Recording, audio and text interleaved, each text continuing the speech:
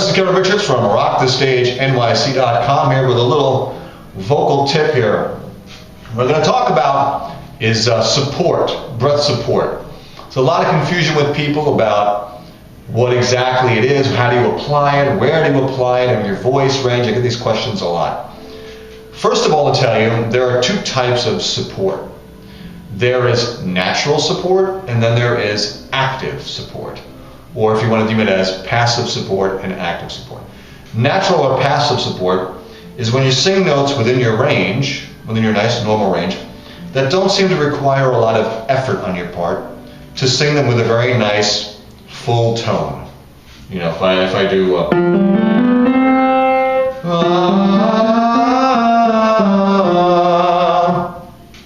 I really don't have to do much effort to sing those notes.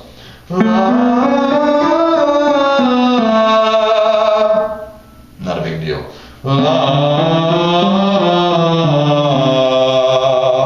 They don't require a lot of sort of to get those notes out. Active support is when you realize you have to start really engaging the support from below to stabilize certain notes. And what a lot of singers don't get correctly or don't know how to do is to gradually taper off your natural support or gradually slip into active support from your natural or passive support. How to sort of slowly add support to your notes as you go up. What singers sometimes do is one or the other is they are either actively supporting from the very start, and as they go up in range, they're sort of piling support on top of support, on top of support, on top of support. And by the time they get to where they really need to be lightening the load to sing higher, they're way too heavy. And you get that kind of strain, or the really old misnomer thing of sort of pulling chest.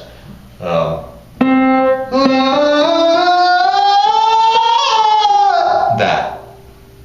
You're way too heavy, right? Or we get this sudden disconnect of natural placement. They don't know how to apply active support. They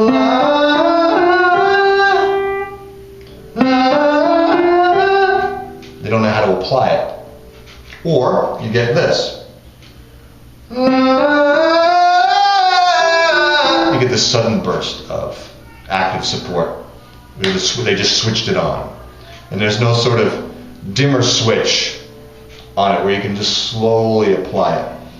Where you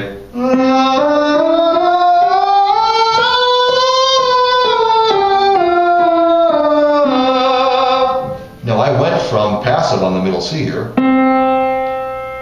slowly into active support as I got to the top C. How you figure that out is a little process of basically singing between middle C, actually really the F below middle C,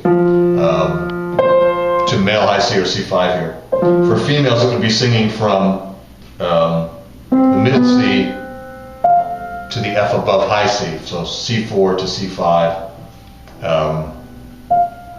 here, middle C to the F above high C. An octave and a half basically above middle C. For guys I would start from basically the F below to the male high C. The active support starts to kick in somewhere around the D, the E, the F sharp. Depending on your voice, if you have a low voice, a middle voice, a high voice, it'll sort of activate in different places. The trick is learning how to slowly add it as you go up. There's three ways around getting to that, or sort of learning how to get to that. One is to sing from a very low volume into a louder volume as you go over the laps or the blends in resonance. And that would be from the middle C to G here.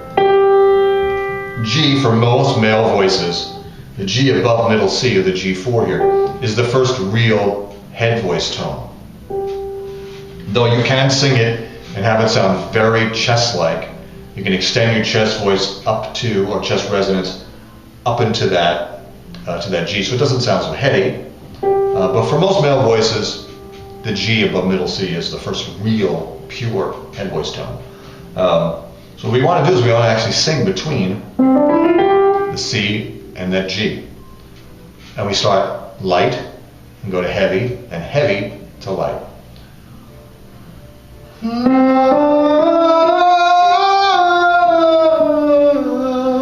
Obviously you won't be actively supporting on the first note because it's very light. As you're sort of swelling louder, you're adding support as you go up. Now to learn how to sort of take it away, we do the opposite. We start heavy and go lighter towards the head voice note.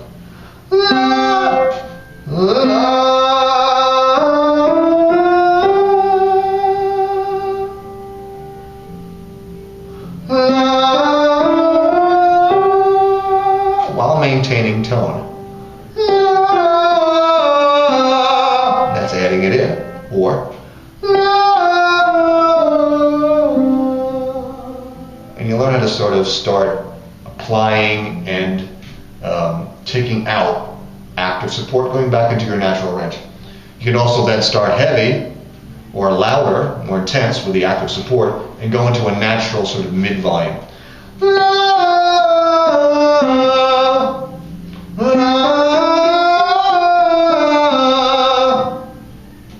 If we go for a longer period of time like this,